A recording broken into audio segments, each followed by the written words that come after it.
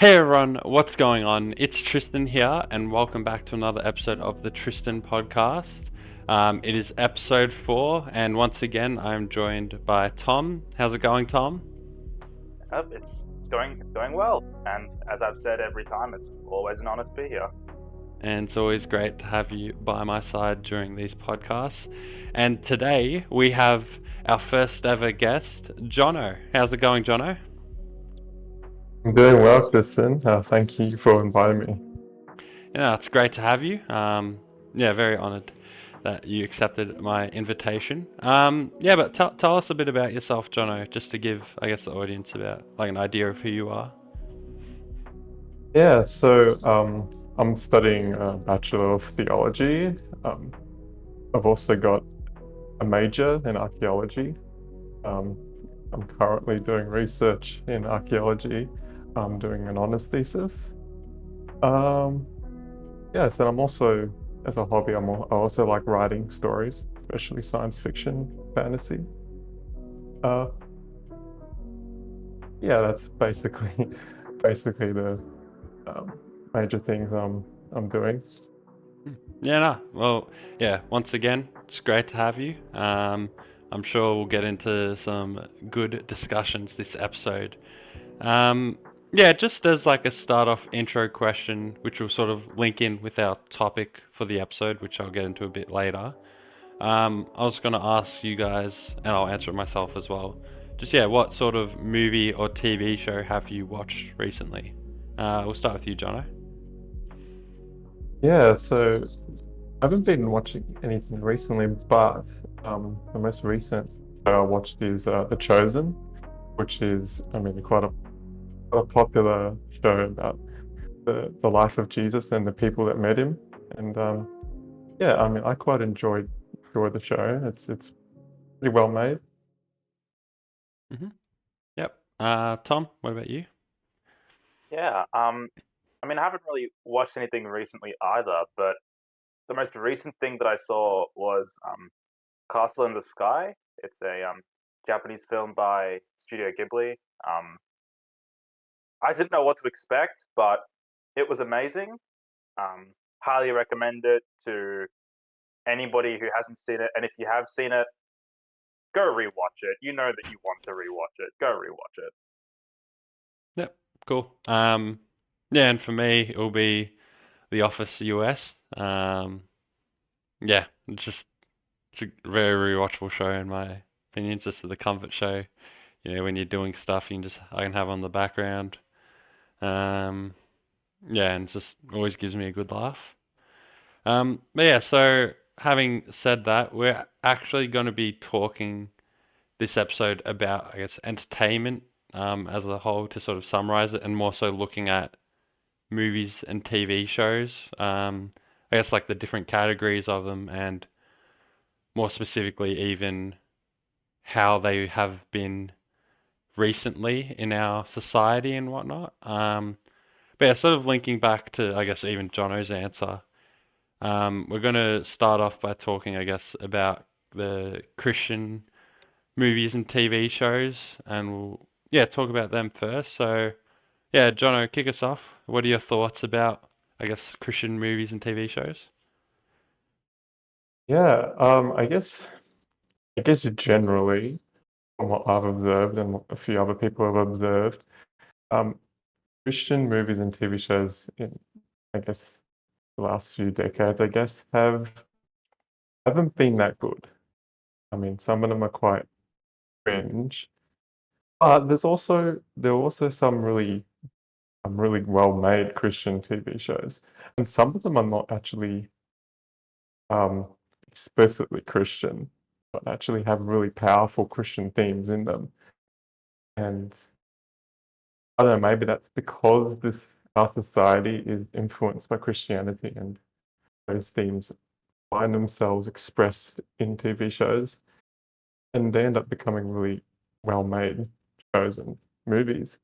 But yeah, I would say, yeah, a lot of Christian movies tend not be as good because what I notice is it's the message that is the most primary goal. their agenda is the primary goal rather than telling a good story. And I think that's why a lot of Christian movies don't tend to be as entertaining or as well made as, I guess, other movies that the world likes watching. I want to hone in on something that you said there. You said that you feel that one of the main reasons that they haven't been as good is because they're focusing more on the message rather than telling a good story. Is that correct? Yeah, I guess I'll actually add to that and say rather than because the message obviously is great. I mean, you know, the message is important, but it's like it's very on the nose. Some of these these movies tend to be like they're very preachy. Like what I have in mind is God is not dead, for example. That's I haven't seen it, but I heard people talk about it. It's quite, No, it's no. in your thing. When you mentioned God is Dead, I can see what you're talking about because I did see the first God is Dead movie years ago, and you are right. My experience of it was that it was pretty on the nose, leading to a lot of stereotypes that just feel oversimplified the issues. I think I can see what you're saying about that emphasis on message as opposed to storytelling. Yeah. Yeah, definitely. And yeah, even with like I'd say like I enjoyed at least the first God's Not Dead movie. But even then, yeah, it was I guess a bit like sort of black and white simplistic, which I mean I guess at the end of the day that's the Christian message. You're either living your life for Christ or you're not. But more so in this real life context, yeah, it was just a bit I guess the best way I'd say it is like cliche almost. Um, I feel like there's a yeah. bit more to the Christian message than just you're living your life for Christ or you're not. I feel there's a I, bit. I It feel like can there's be more to the message as simplified a to whole. that, but there's a lot more to it than that. That's just more Well, so. true. I guess what I'm trying to emphasize is that it's not just you're either in or you're out. Like yes, you can distill a lot of its themes to that message, but there's also a lot more of just cosmic significance than just. I mean, there's a level of both. Is what I'm trying to Yeah, yeah. say there. But yeah, more so like while there is just black and white in Christianity, there's also some other like different aspects to it. But yeah, just I guess back on to just moves the whole though.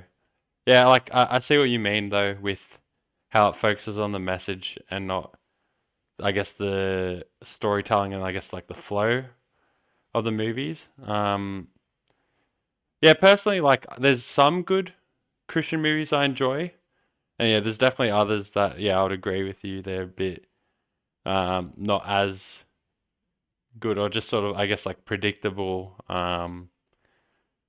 Yeah, but I don't know if you guys have watched this before, but yeah, one show I enjoy for I guess just the way it was made to sort of the historical accuracy. While also preaching the message was the movie, sorry, called Risen. Um, yeah, it's always a good like watch, especially about Easter, just sort of focusing on Christ's resurrection. Um, yeah. Yeah, haven't watched it. Haven't watched it personally. I mean, what would you say you liked about it? I think I liked they took it from the perspective of a Roman tribune. So it starts like sort of when Jesus was being put to death on the cross, and then it follows his perspective as they search for the missing body of Christ from the tomb, and then he ends up sort of following along with the disciples and then seeing the resurrected Christ, and yeah, so it gives a bit of a different perspective than like the general Gospels do. Yeah, so that's sort of what I would like about it, and yeah.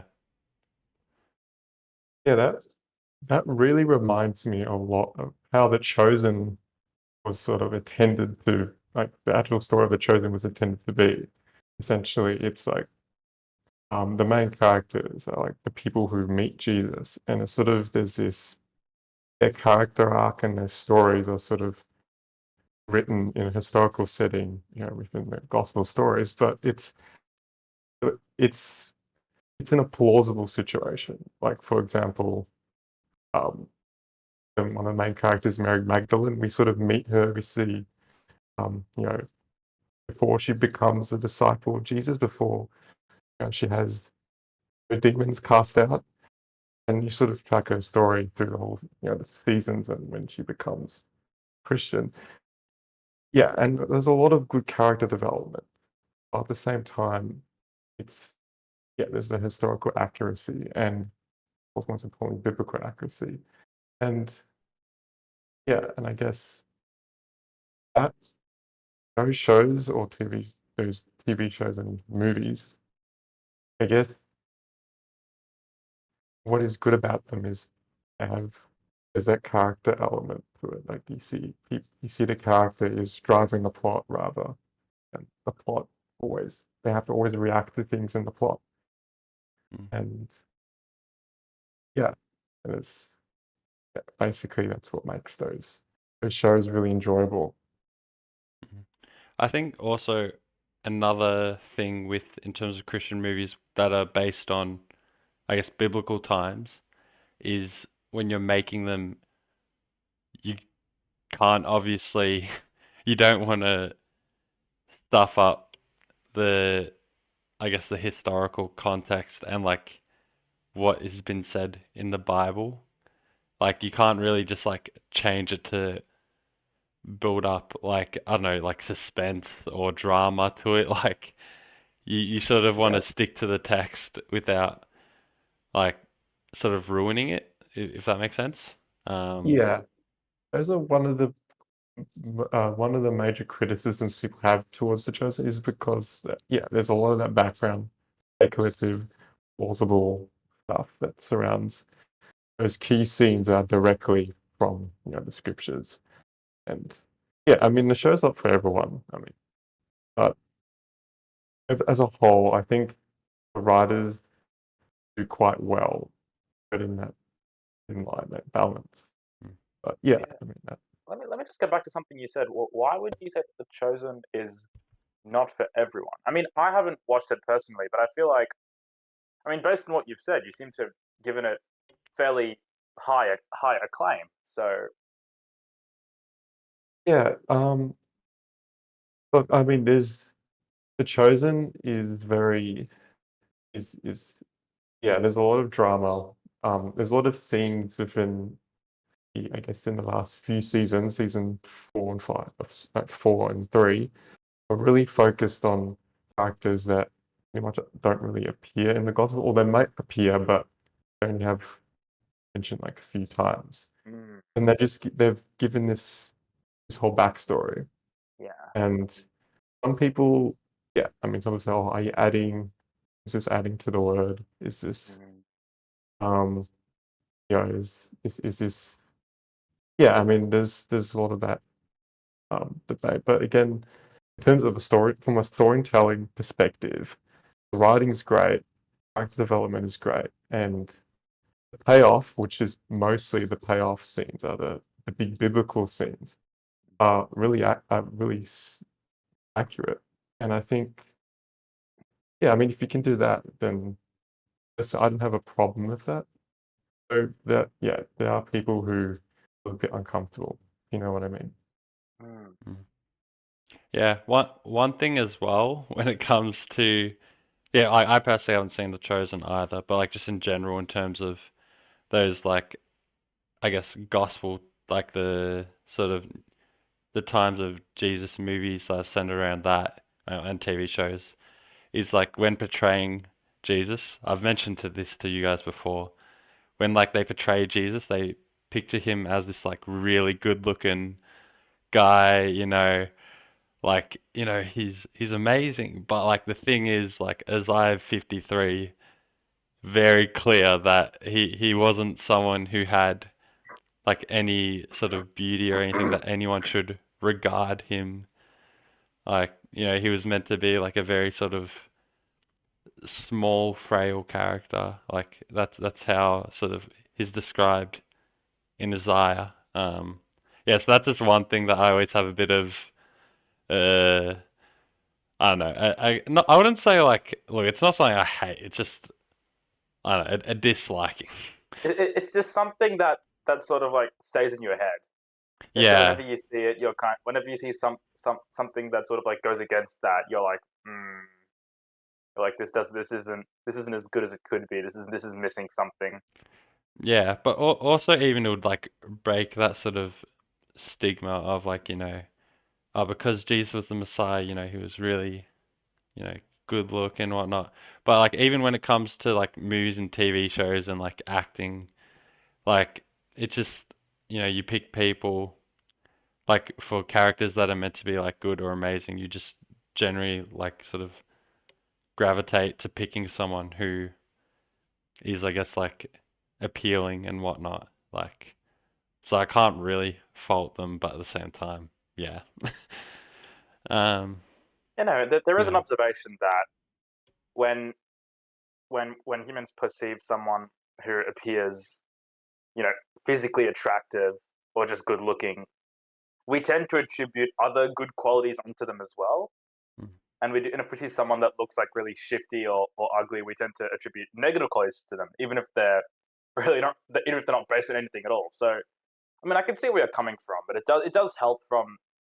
I mean, even from a narrative point of view, you can understand why they'd choose like I guess you could say more attractive lead actors because you can.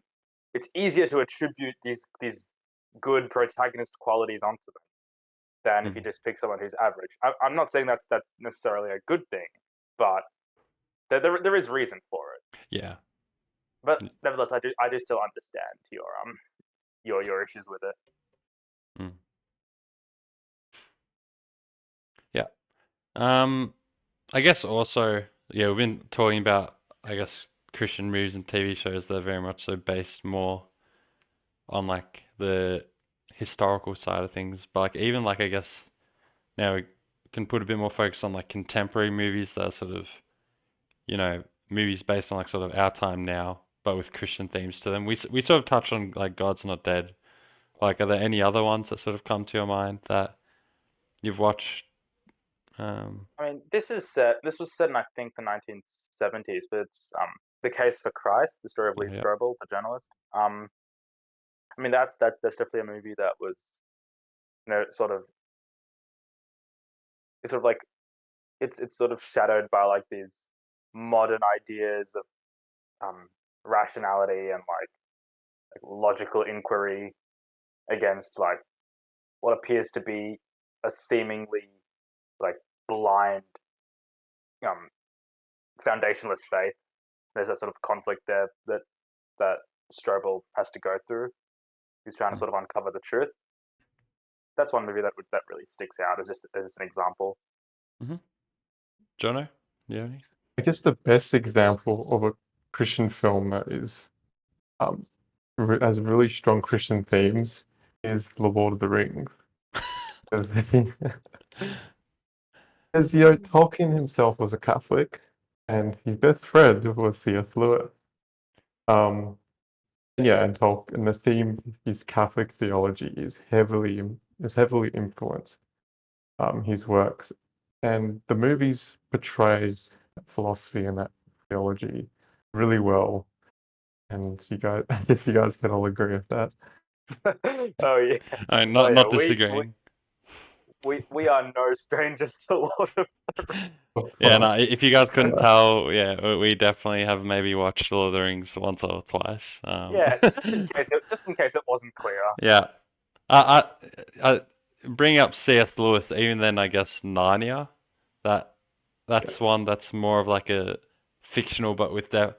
But I think even with Narnia though, C.S. Lewis deliberately had like reflect, I guess even Aslan reflecting Christ, and sort of ways like that. Whereas I guess Tolkien had that like the themes and elements of like sort of that the Christian themes in Lord of the Rings, but it wasn't. I'm pretty sure he said something wasn't like directly meant to be tied to like any of the like biblical stories or anything. I mean, I feel like there's a level of both at play. Like you could argue that Aragorn takes a bit of a messiah-like figure. I mean, he's like the chosen king coming back from like the ancient lineage, but I do understand. Aslan does have a much more sort of like god-esque image to him. Whereas I think Tolkien sort of spreads the themes out a bit more because I mean I mentioned Aragorn as a sort of the messianic king, but Gandalf has a literal resurrection. Yeah. And then Frodo also bears the ultimate evil, Yeah. which was sort of Christ bearing our sins on Yeah. the cross. So yeah, it's been more like you have to combine there. Like yeah, I for one do enjoy at least the Narnia movie. I haven't read the book. Books, I would be plural, keen to, but plural. It is a series.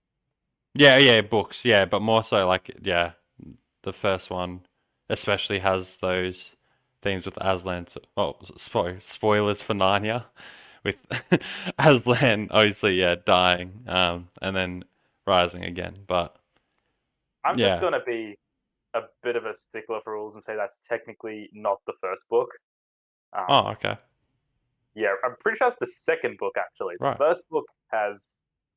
I mean, I was thinking of the four children and Aslan in yeah. the I Tolkien. was thinking Yeah, the first movie, like, but yeah, yeah. if No, the the movies first did differently. movie of Narnia actually isn't the first book. Oh right, Yeah, there was okay, a prequel, wasn't there? Yeah, there's From what I because remember. yeah, I don't have the books on hand, but yeah. So right, yeah, Been a while. the story of Narnia is much bigger okay. than it would seem at first glance. Something I've learnt. All right. Fact for the day. Um, yeah, but I mean, like, when now more so coming back to, I guess, like that sort of, I mean, it's still fiction, but like that non-fiction, like sort of real life movies with like Christian themes.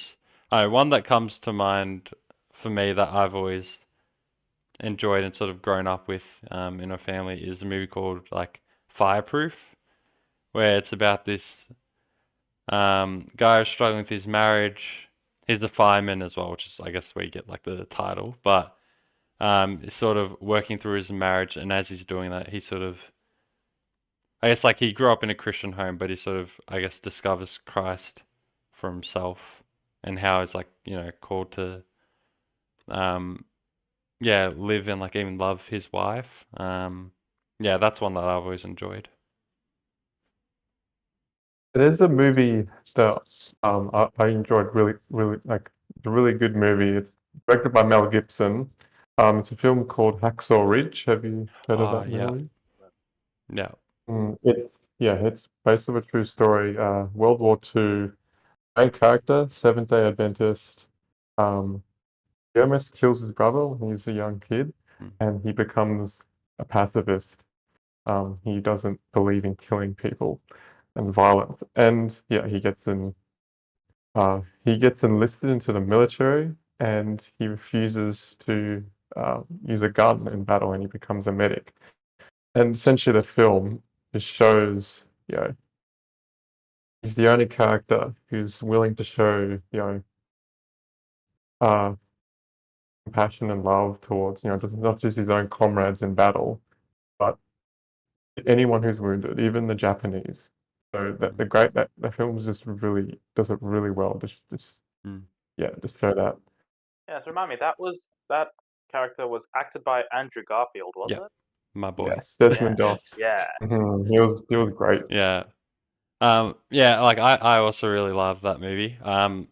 Warning, if you do go watch it, there is a bit of gore, like in terms of like the like war scenes. But yeah, I loved when I researched a bit more into the actual true story. Like at the end it says that he saved like 75 lives, but the number was actually close to like 150, and that like the Desmond Doss, like the real life person, he only wanted them to say like 50, but in the end they like sort of worked to the middle. But yeah, like you said, he saved not just like Americans, but also like Japanese. Um, yeah, so yeah, that was a really amazing story. I Yeah, mean, you it have. really. Sorry, Yeah. you continue. Okay, so yeah, it's really this just shows the Christ-like sacrifice Desmond had. Um, And the courage of that is really, the film portrays it really heroically. And yeah, and Christian themes is I mean, Mel Gibson has done really great movies. Passion of the Christ, for example, is one of his most famous Christian films.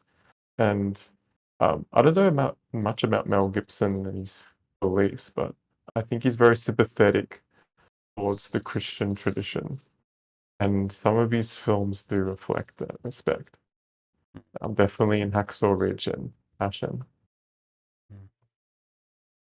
What were you going to say, Tom? I mean, I was only. I mean, John, I kind of already mentioned it. I was only gonna just point out that it's really incredible to think of someone in a war zone having the level of empathy to be and courage to be willing to put himself at risk to save not just his own allies and the people he's fighting with, but also those he's fighting against. Mm. Especially when you consider the sort of toll that being in a war zone like that can take on an individual to still maintain that level of empathy is actually quite remarkable. It's considering like there's a lot of the reports of what happens to soldiers in these sorts of conflicts is terrifying, and to see someone sort of like live as an example of the opposite of actually doing something heroic and in such a situation is it's just I'm at a loss for words. There's just I don't really know how I can describe it. Mm. Yeah. Yeah. Yeah, I guess we'll move on now, I guess, to just movies and TV shows in general, and especially focusing on, I guess the question I'll pose to you guys is what's your thoughts on the direction that movies and TV shows have sort of gone down in recent times? I Yeah. mean, do you want us to restrict that specifically to like Western film, or should we include Yeah, like yeah, I guess just like Western is sort of like like the main movies that we as a sort of Western society see. Hmm. Well, I mean, I watched a really interesting video, insightful video that sort of does explain sort of this question.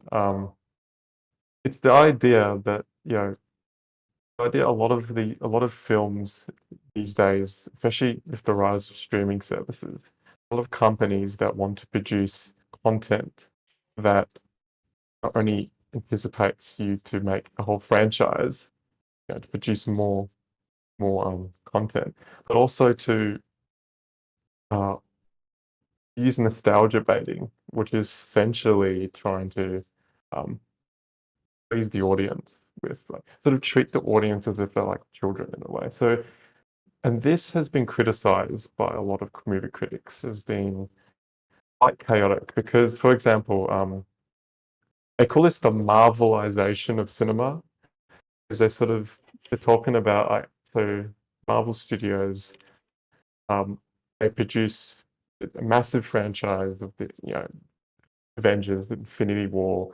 They're tying all these films and um, stories together, all these characters. It's monumental, and it comes to this end point, the end game.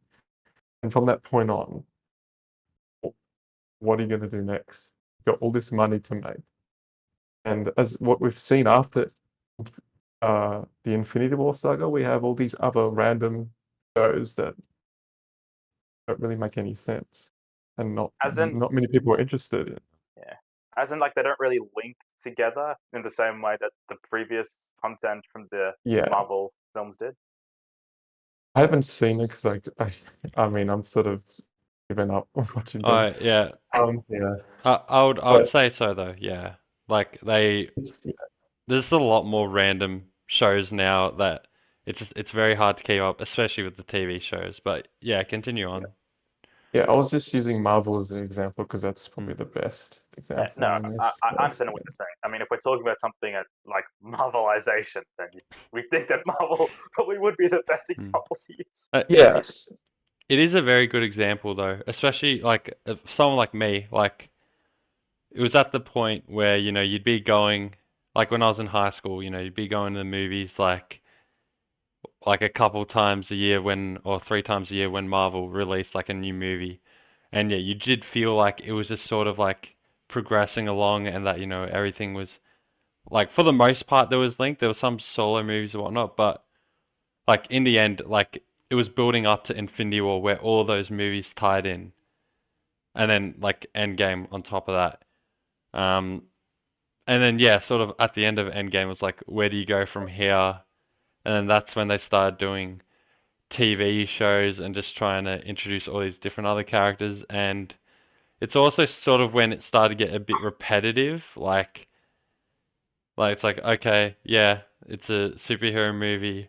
The origin, they get their powers, they come across a villain, they cop it, and then they come back harder and are able to defeat the villain, and yeah, happy ever after. Like it just sort of got a bit repetitive, and it was just too much to be able to keep up with Marvel with how many things they were pumping out. At least me personally.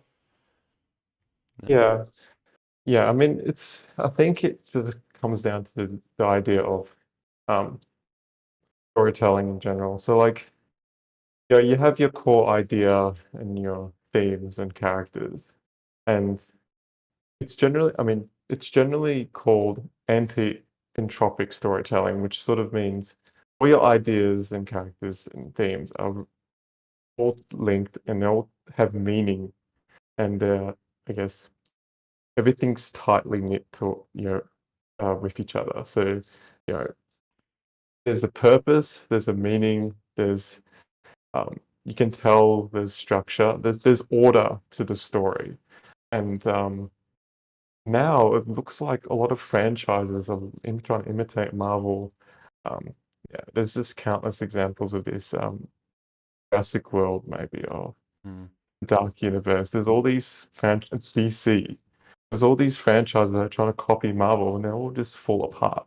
And this has been observed, and this is called entropic storytelling, which is you have this really cool idea, but then as you make your content, it's just becoming more chaotic and more complex, and it's just fragmenting and becoming this mess of just nostalgia baiting and hollow storytelling.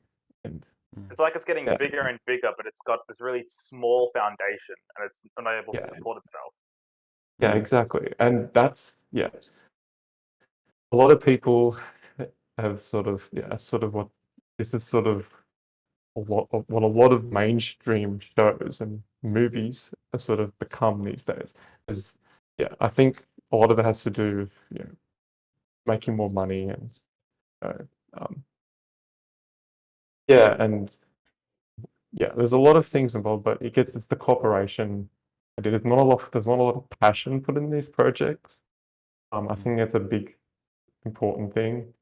'Cause if you look at again, I'm going to bring up Lord of the Rings again, but if you look at the behind the scenes with Peter Jackson and his team, they the amount of detail and effort that they put into creating the sets, just, everything involved in the production. It was just a lot of passion and effort and dedication to make Tolkien's world come alive.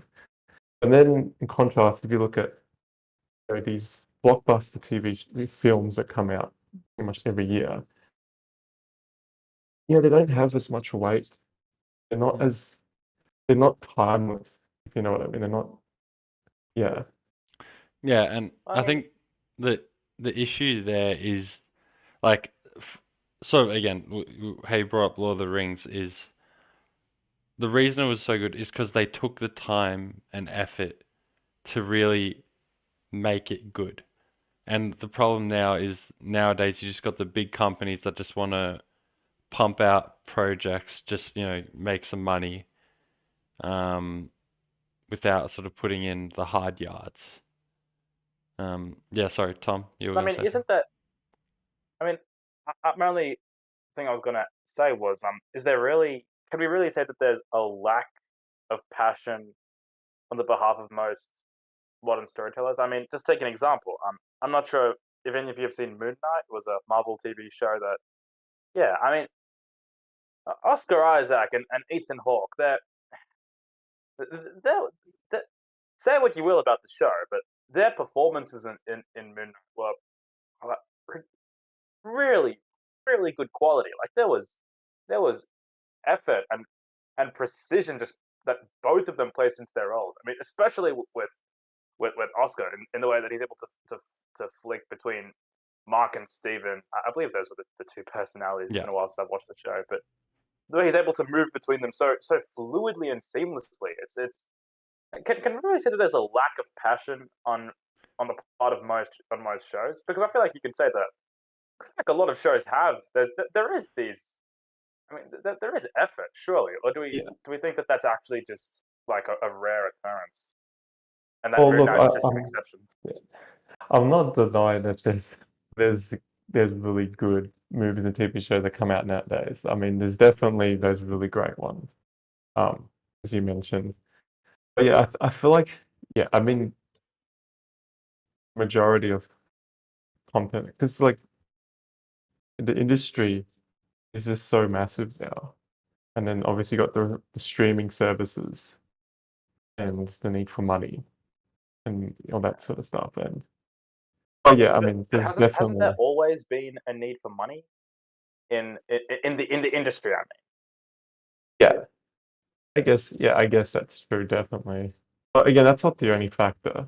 I think there's a lot of other Yeah. issues that. I guess sort of going off what you're posing, Tom, I think, yeah, there's always, even now, like in projects now, there definitely is like effort and whatnot. But like even, I guess like, especially on like the acting side of things, you still have good actors and like good effort being portrayed, but like, some pretty average or bad movies, TV shows. Personally, I also enjoyed Moon Knight.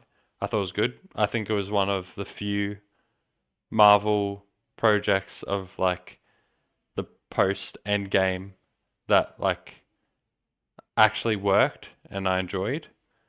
Um, but I think it's more so now that like there's more pressure being put on from the bigger companies, like so Marvel, for instance, again, like there's more pressure just wanting to pump out a lot more projects just for you know to earn the money and whatnot than to actually focus on the quality. Like it's more so quantity over quality nowadays.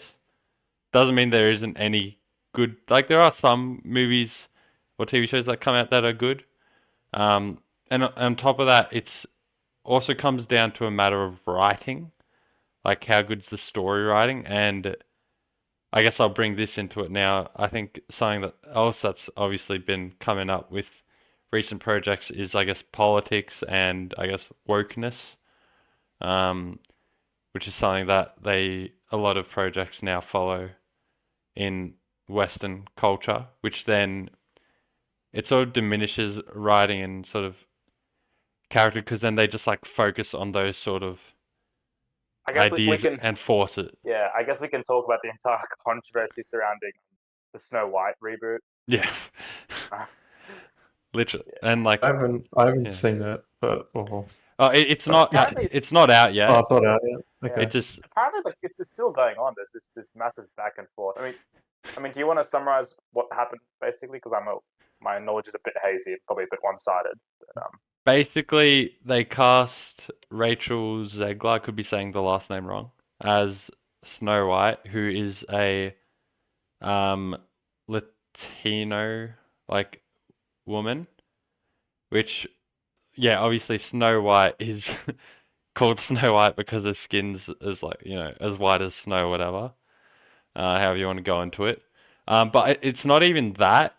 Like, Disney's done that so many times with different movies. I mean, some people also found it a bit weird that they cast Gal Gadot. I Yeah, don't know if I'm pronouncing Gal her name Gadot. as Yeah. as like the Wicked Queen, Yeah. and given her her race, that was seen as a bit of Mm. a less than thought out plan. Mm.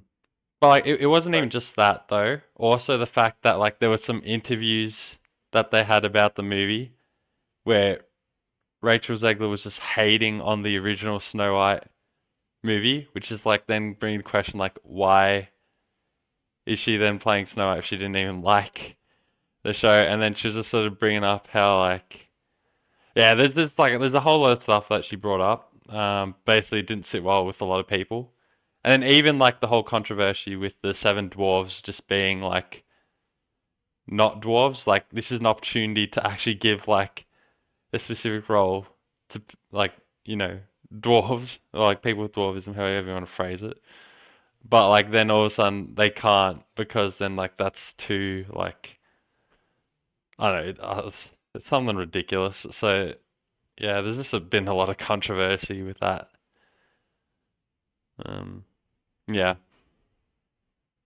It's been a bit of a back and forth, honestly. yeah, It, literally, it, it is amusing on the one hand, just being like, oh yes, look, funny arguments on the internet, haha. But I mean, mm.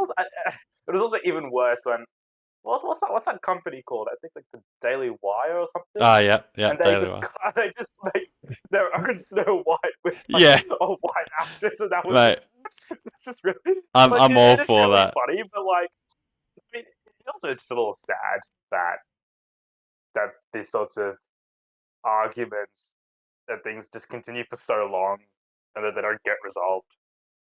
Mate, I love it. That was such a funny move by the Daily Wire. Like I'm all for that. No, it was just really, it was just, it was hilarious. Like I will say, Yeah, but I just in guess the midst of all this, they're just like, hey, so we heard that that's this thing with Snow White going on. That's great. Anyway, would you like our Snow White? yeah. I guess like on that, another thing is like most new projects or most movies and TV show projects now are either like remakes of like animation to live action or just like a remake in general, or they're a sequel, or they're like a spin-off show. Um, which yeah, again, it's like there's no good new original ideas being produced. Um, yeah, I don't know what your thoughts are Um, on that. I mean, the idea of creating a spin-off of, you know, a certain character on the series. I mean, you could do original. You can be quite original in that. It just depends on which character and I guess, yeah, this type of movie or show you're trying to make. But yeah, I agree there. Generally, there is that, yeah, they're just trying to remake. I mean, especially the Disney literally just beat by beat remaking classic Yeah. film and just putting in live action. That's like I think this is lazy Mm, and probably a waste of money. But mm. yeah, Yeah, it and I mean, is, I on the one guess. hand, you can kind of understand why. Like, you take the Predator franchise. You've got the first Predator movie, which is just these you know top of the range soldiers fighting alien hunter, and then you keep doing that for a while, and then they cross over with Alien, and even though critics seem to dislike it, that crossover film makes more money than any of the previous Predator films. Then it's like people might be saying one thing, but the ticket sales are saying something else, and so you see studios sort of double down on that because clearly that's because it's a business, right? Like it would based from that perspective. It's the more lucrative way to make money. Um, but then I guess that kind of raises the other question where if you're running a business, can your only like priority or goal be just the making of money and just turning over a profit? mm. Yeah, it's not that obviously making sequels or like spin-off shows or remaking like a show from animation to live action is bad. Like there are a lot of things that are in those criteria that I enjoy. Like it's the fact that now it's just like basically every new movie or show that comes out is like under those categories, and then it's sort of like becoming just like I guess sort of ridiculous to an extent, especially I guess with spin-off shows, just how many different like side characters, like whether it could be like different villains in franchises, that's become a popular one. Or like just yeah, other side characters, like especially even with Star Wars, that's become a popular thing to sort of make. Yeah, I think that's sort of my issue. It's just that like every project falls under those categories now for the most part. Like even now the Australian version of The Office, which like the trailer just makes me want to like have wished I never watched it. But I don't think I'm Just want watching. to get back those minutes of your life. Yeah, like that was a waste of 2 minutes of my life, and I'm definitely not watching this show because like yeah, it seemed like humor was so forced, and it's just like again like not not there for it.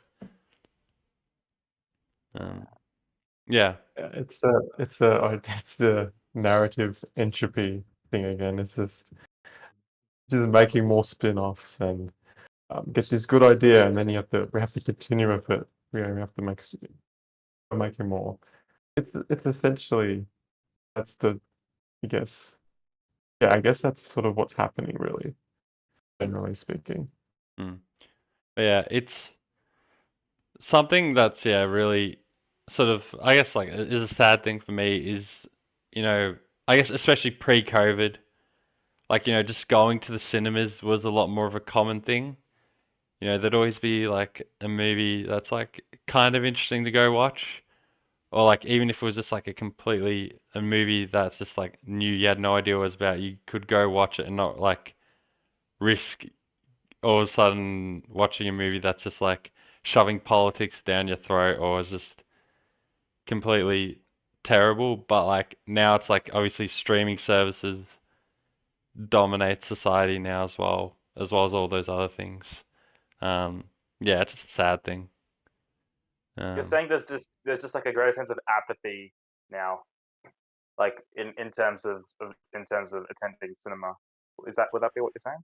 yeah, like oh, I think it's a general thing. It's definitely something with me. Like, just don't go to the cinemas as much as I used to. Like, it was almost like once every month or two, I'd be going watch a movie in the cinemas, and it's like now it's like once or twice a year at best. Mm. Um, yeah. Anyway, I guess the question I'll ask, which we'll sort of discuss and will just lead us to a bit of a close, is: do you think it can be objectively said that movies and TV shows have gotten worse, or is it still sort of a more subjective, up to just like left to one's opinion sort of thing? Like, what's your thoughts on that?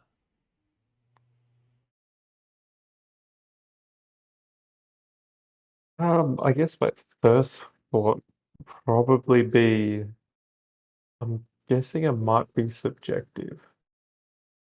'Cause again, there are quite a good handful amount of films and TV shows that come out. And a lot of them are not as successful, but they do come out and they're really well produced. So there is, I mean, objectively, I guess, in terms of storytelling, uh, dialogue, and all that sort of stuff. But even in the mainstream, I guess there are some average, you know, productions that come out, and yeah, I guess it sort of depends on the audience, really. But I could be wrong. This is my feeling. Hmm. Yeah, Tom, any Yeah. thoughts? I mean, I've got to agree with Jono. Like, it's when it comes to questions of like what people enjoy or don't enjoy, there's always going to be a level of subjectivity involved. Um, and like, I suppose in terms of it would seem on from a very simple surface level observation, it would seem that like the big name studios, so to speak, in Hollywood are not producing as many quality pieces as perhaps they were previously. Um, but I mean, on the flip side, you could say that also can be an opportunity because when because it this that can sort of provide us as the groundwork for new creativity and for new ideas to develop and to become popular. If you try to put it, I'll give you an example. Just use video games as just a bit of a example. In I believe 2010, there was a video game that was released by a studio called Remedy. That the game was called Alan Wake. It was a fairly it was a good quality video game. It told a decent story, pretty decent acting, decent cast, pretty very interesting themes and messages all sort of like wound up together. But despite its quality, it was overshadowed by a much bigger game that got released. That game being Red Dead Redemption, that was released by Rockstar Studios, and that absolutely took the world by storm when it came out. And so Alan Wake as a game never really got that much attention, but 13 years later, people discover, hey, Alan Wake actually had a massive fan base, and then they release a sequel that comes out to essentially universal acclaim. And I bring that up only to say that perhaps in the age where, say, Marvel was at its best, there simply wouldn't have been as much public attention on other works that might have been of very good quality, but just weren't as popular at the time. But now that we're in a stage where there seems to be a general sort of dissatisfaction with Marvel, a general sort of sense of apathy with franchise building. This could be the groundwork for new creativity, for new ideas, for an entire new generation of storytelling to spring up. And I'd mention something else here as well. It always strikes me as odd that we see. I mean, I suppose you could still say we sort of live in an age of Marvelization, and superheroes have never been more popular in cinemas than they have right now. We've never had more superhero content than this. We've never had more superheroes. But then, I'm going to say, speaking for Western society specifically again, like we seem to have a lack of real life heroes. I mean, in the sense of like the Romans worshipped Caesar, for example. Julius Caesar. I mean, they saw him as an idol. I mean, Shakespeare wrote an entire play about it. We have the way that Napoleon was sort of valorized by his men. Alexander the Great, while he was still at the height of his power, was valorized by his people. We had I mean, Winston Churchill was he was universally praised by his people and by most of the Western world, even as recently as JFK. I was just thinking, like, there's that line of his where he says, I believe it goes, I don't remember the exact words, but something along the lines of, ask not what your country can do for you, but what you can do for your country. And I was just thinking, if I can't imagine many politicians in the Western world saying that now without getting a lot of backlash.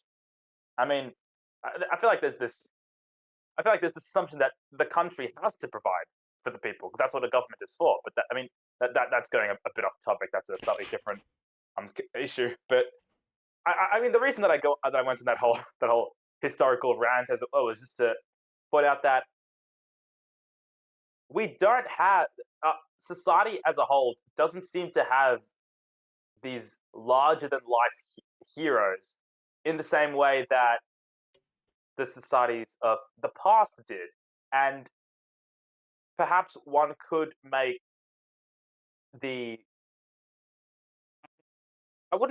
perhaps you could say a hypothesis or a theory that this almost oversaturation with heroes is a sort of maybe not intentional, but almost a reaction to that. The fact that in our lives, people seem to feel that there isn't anyone to look up to. There isn't that sort of hero to bind the community together.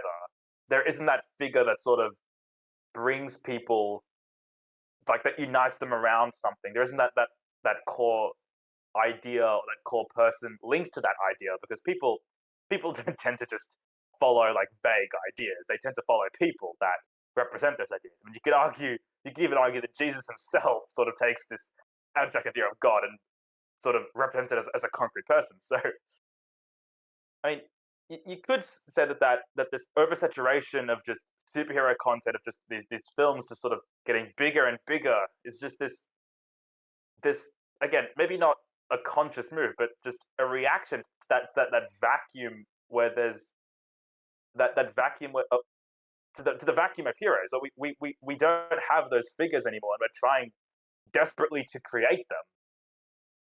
And yeah, I feel like you could. Well, I wouldn't push that as saying this is what's going on, this is how it's working, but you could definitely. I think it's something to consider. I'd say something to consider. Yeah, I think there's definitely something to that. Like, it's like we're creating a lot of ideals. You know what I mean? Like we're creating the ideal, sort of superheroes and what society sort of visions as being sort of like the Ubermensch sort of idea, Mm. of like the perfect man, the perfect woman, and yeah, and it's interesting because if you just look at, the ordinary heroes of our world are not very spectacular. Um, it's the everyday man, and the everyday man, it's like they're quite like us, meaning we can relate to them. They have flaws, and they have they struggle, just like us. And it's refreshing then to then see movies and shows that have their heroes as just being ordinary people. I can't name the films at the top of my head, but there, I would say there are a good amount of films that have, their main heroes as probably just being ordinary people just trying to, do the right thing. And yeah, and I think contrast to the marvelization of these heroes, even in like quite godlike appearance, is sort of, it's made people apathetic because we know it's much more complex. I guess much more mundane in a way. That the real heroes of our world are they're just ordinary people who end up doing extraordinary things, and sometimes it's not always a virtue. They're not always virtuous. Um, it's sort of it reminds me of the classical ancient Greek heroes. Just obviously some of them were unordinary; they were demigods, but there are examples of just heroes doing extraordinary things, and they weren't necessarily virtuous people. And I guess that gives us insight into just the general human condition. Really, is we're all sinful, we all make mistakes, but I guess the heroic thing is to learn from that and to sort of um, is to transform and to try and better ourselves.